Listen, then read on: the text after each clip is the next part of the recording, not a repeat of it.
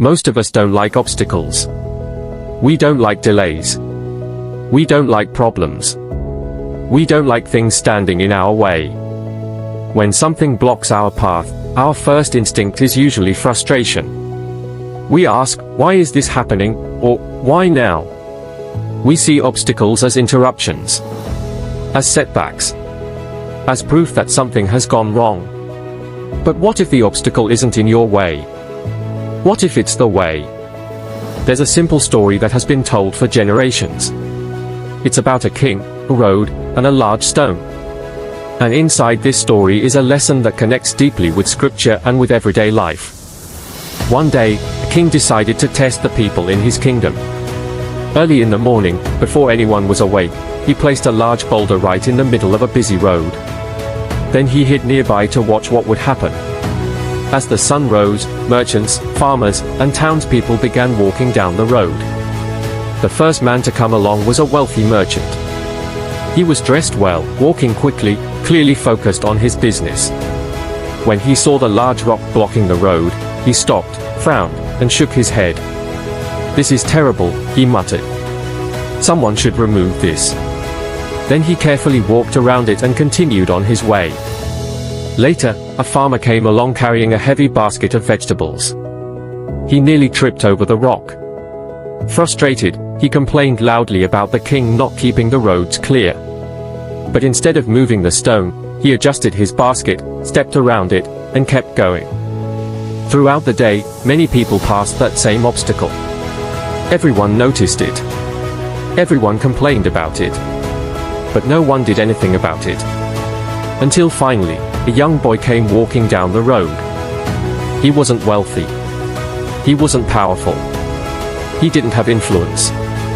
But when he saw the large stone blocking the path, he stopped. He looked at it. He thought about the people who might struggle because of it. Then he set down his belongings and tried to move it. It was heavy. Very heavy. He pushed. It didn't move. He strained. He slipped. He almost gave up. But he kept trying. After much effort, he finally managed to push the rock aside. Exhausted, he wiped the sweat from his face. And then he noticed something. Underneath where the stone had been, there was a small pouch. Inside that pouch were gold coins and a note from the king. The note read, "This gold is for the person who removes the obstacle from the road." The problem wasn't placed there to block people. It was placed there to reveal people. And that changes everything. This story reflects a powerful truth found throughout Scripture. Obstacles are often opportunities in disguise. In the book of James, chapter 1, verses 2 through 4, it says, "Consider it pure joy whenever you face trials of many kinds, because you know that the testing of your faith produces perseverance. Let perseverance finish its work so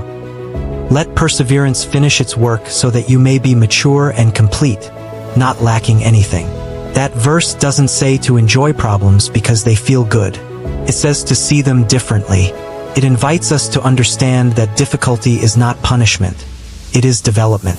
The stone in the road was not there to stop people. It was there to strengthen someone. And that's often how life works. When we face obstacles, our first reaction is usually complaint. We focus on how unfair it feels, how inconvenient it is, how much harder it makes our day. We walk around the problem, blame someone else, or wait for someone with more authority to fix it. But growth doesn't happen when we walk around problems. Growth happens when we lean into them. Think about your own life. Some of the strongest qualities you have today, patience, resilience, wisdom, empathy, were not formed in comfort. They were formed in challenge. You didn't become stronger when everything went your way. You became stronger when things didn't. Scripture repeats this pattern over and over again. In the book of Romans, chapter 5, it says, "We also glory in our sufferings, because we know that suffering produces perseverance. Perseverance, character, and character, hope." Notice the progression. Suffering produces perseverance. Perseverance produces character. Character produces hope. Hope is born on the other side of endurance. The boy in the story didn't see gold when he saw the rock. He saw a problem, but instead of asking, Why is this here? He asked. What can I do about it? That shift is powerful. Obstacles test more than strength.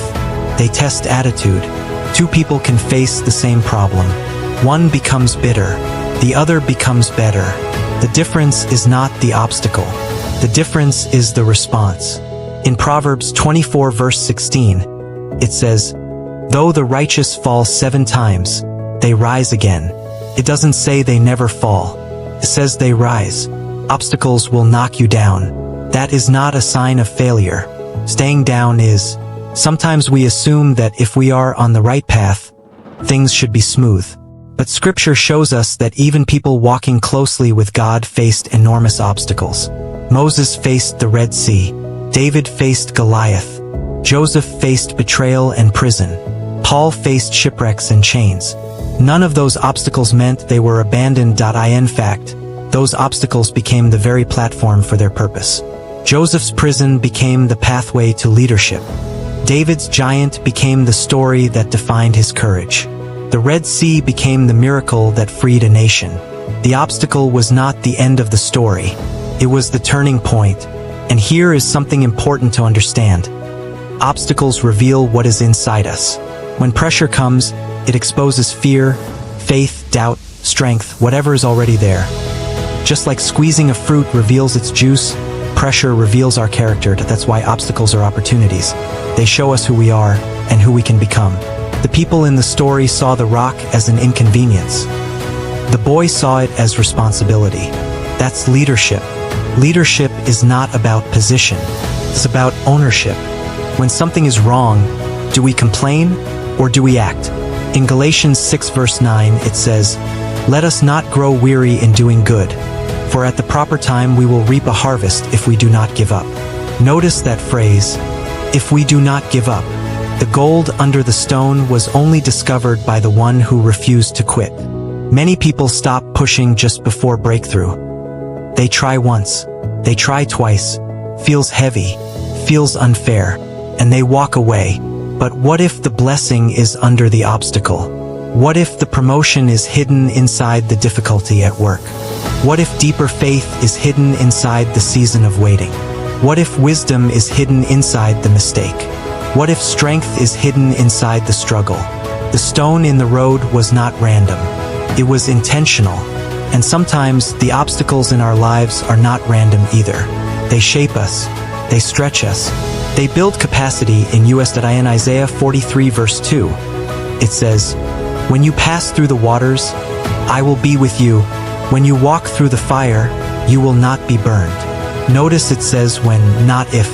Obstacles are part of the journey, but presence is promised in the middle of them. That changes how we face problems. We stop asking, "Why is this happening to me?" and start asking, "What is this building in me?" Obstacles teach creativity. When the road is blocked, you think differently. You grow resourceful. You develop solutions. Obstacles teach humility. You realize you can't do everything alone. Obstacles teach courage. Fear whispers, "Walk away." Courage says, "Push again." The boy in the story had no guarantee that pushing the stone would bring reward. He didn't see the gold first. He acted because it was right. That's integrity. Integrity means doing the hard thing even when no one is watching. The king was watching from a distance. But the boy didn't know that. And here's the deeper truth. Even when we don't see it, God sees it. Every effort, every act of faith, every quiet moment of endurance. Hebrews 12 verse 11 says, "No discipline seems pleasant at the time but painful. Later on, however, it produces a harvest of righteousness and peace for those who have been trained by it." So, if you're facing an obstacle right now, don't rush to curse it. Pause. Look at it differently. That problem you're dealing with, the delay, the rejection, the closed door, the unexpected setback. It may not be there to stop you. It may be there to shape you. Instead of asking, "Why is this blocking me?" try asking, "What is this building in me?" Is it strengthening your patience? Is it stretching your faith? Is it teaching you resilience? Is it preparing you for something bigger than you can see right now? Remember, the gold was never visible at first. It was hidden beneath the weight of the stone. And sometimes, the greatest rewards in life are buried beneath the heaviest challenges. Don't walk around your obstacle. Lean into it. Push. Grow.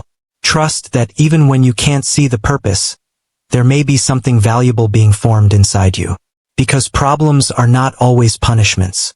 Very often, they are opportunities in disguise. And maybe, just maybe, the very thing you're trying to avoid is the very thing that will reveal your strength. If this teaching spoke to you, if it encouraged you, if it made you look at your challenges in a new way, then I invite you to stay connected. Like this video, subscribe to this channel.